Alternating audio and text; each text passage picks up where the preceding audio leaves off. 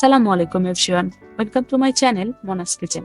গাজরের হালুয়া খেতে কিন্তু ছোট বড় সকলেই অনেক পছন্দ করে। আজকে আমি আপনাদের সাথে শেয়ার করছি কিভাবে খুব সহজ পদ্ধতিতে এবং অল্প সময়ে গাজরের হালুয়া রেডি করবেন, তার পারফেক্ট একটি রেসিপি। আমি এখানে 1 কেজি পরিমাণে গাজর পিল করে নিয়ে ভালোভাবে সেটাকে আমি ধুয়ে নিয়েছি। এরপর গ্রেডারের যে ছোট অংশটা আছে সে পাশ থেকে এটাকে আমি গ্রেড করে নেব।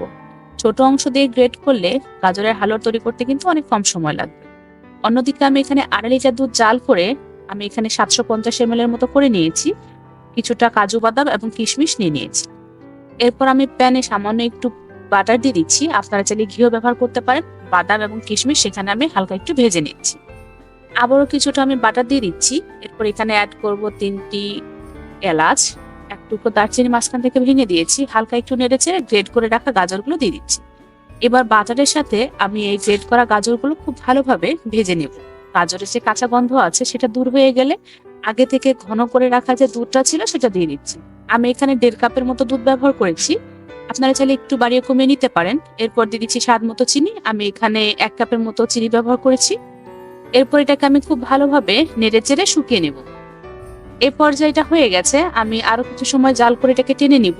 আমার যে ভাজা কিশমিশ এবং বাদামের টুকরোগুলো ছিল সেগুলো আমি এখানে দিয়ে দিচ্ছি। কিছুটা সময় নাড়াচাড়া করার পরে আমি চুলার জাল এটাকে বন্ধ করে দেব। এরপর একটি সার্ভিং বাটিতে আমি এটাকে তুলে সার্ভ করে নেব।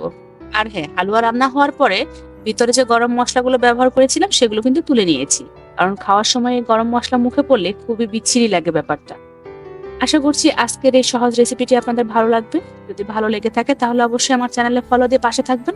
সবাই ভালো থাকবেন, সুস্থ থাকবেন। আল্লাহ হাফিজ।